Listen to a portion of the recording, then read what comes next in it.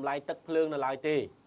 បាទឃើញថានៅតែបន្តយកថ្លៃ1គីឡូនឹងដល់ទៅ2000រៀលឯណោះថ្លៃភ្លើងណាថ្លៃភ្លើងដល់ទៅ2000រៀល1គីឡូវ៉ាត់នឹងតម្លៃ2000រៀល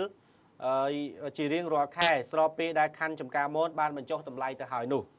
ហើយពួកខ្ញុំជាសិស្សសាលាមានសិទ្ធិទទួលបាននៅបញ្ហាបញ្ចុះតម្លៃនឹងដែរឬអត់បាទថាពួកគាត់ជាសិស្សសាលាយើងឃើញនេះជាវិក័យប័ត្រដែលបង់ថ្លៃទឹកជួលរបស់គាត់ក្នុងផ្ទះជួលណាគាត់ថានេះឈ្មោះគាត់ដាក់ទេហើយបន្ទប់របស់គាត់លេខ106យើងឃើញនៅក្នុងបាននេះ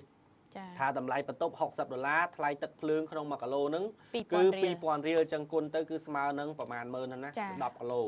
ស្មើនឹង20000អញ្ចឹងគាត់ថា20000ហ្នឹងបើស្ដាប់ទៅសម្រាប់អ្នកមានលុយមិនថ្លៃទេតែសម្រាប់គាត់ជាសិស្សជានិស្សិតដែលមកសិក្សានៅ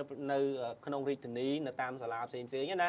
គាត់មិនមានលុយគ្រប់គ្រាន់សម្រាប់បង់ថ្លៃជួលនឹងទេអញ្ចឹងសូមឲ្យលោកអភិបាលខណ្ឌព្រមទាំងសង្កាត់បាទនៅក្នុងម្ដុំភូមិ7ភូមិ17គាត់ជានិស្សិតបាទនៅម្ដុំបឹងសាឡាងហ្នឹងគាត់សូមឲ្យលោកមេតាចុះពិនិត្យមើលទៅម្ដុំផ្ទះជួលនឹងផងគឺតម្លៃទឹកភ្លើងនឹងហាក់ដូចជាគាត់មិនអាចទទួលយកបានទេ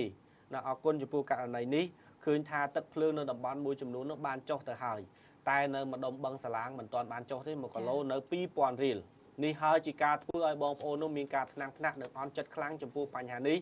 ដែលធ្វើឲ្យបងប្អូនប្រជាពលរដ្ឋគោលនយោបាយរបស់សម្ដេចគឺចូលរួមកាត់បន្ថយភាពក្រីក្ររបស់បងប្អូនប្រជាពលរដ្ឋ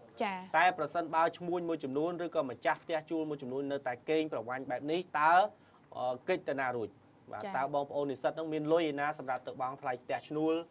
មានលុយឯណាសម្រាប់ទៅបង់ថ្លៃទឹកភ្លើងបើគាត់នៅតែគុណឡើងដដែលកន្លែងផ្សេងចុះហើយកន្លែងនេះនៅតែ2000ត្រឹងនៅប៉ុណ្ណឹងចាហើយយើងឃើញថាជាមួយនឹងបងប្អូនដែលនិស្សិតអញ្ជើញមកពីតាមខេត្តណាក្នុងមួយបន្ទប់មិនមែនគាត់ស្នាក់នៅម្នាក់ឯងទេគាត់ស្នាក់នៅច្រើន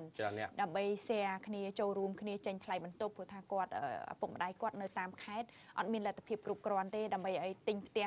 អីសម្បែងឲ្យជូនកូនចៅណាចាអញ្ចឹងមួយបន្ទប់ហ្នឹងជួននៅ5 6នាក់ឯណោះចាហើយការហូបចុករបស់គាត់ហ្នឹងគឺមានកំណត់ក្នុងមួយពេលហ្នឹងប្រើលុយនឹងអស់ប្រមាណ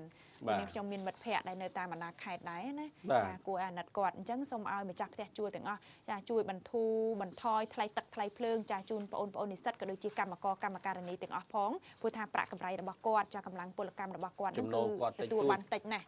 ចាអរគុណច្រើនចាសូមជម្រាបជូនអស់លោកអ្នកជាបន្តនៅក្នុងចុងកម្មវិធីនឹងបានជួបបទសម្ភាសន៍រវាងខ្ញុំបាទអិនឈៀននិងលោកសុងសារ៉នដែលជានាយកក្រុមហ៊ុន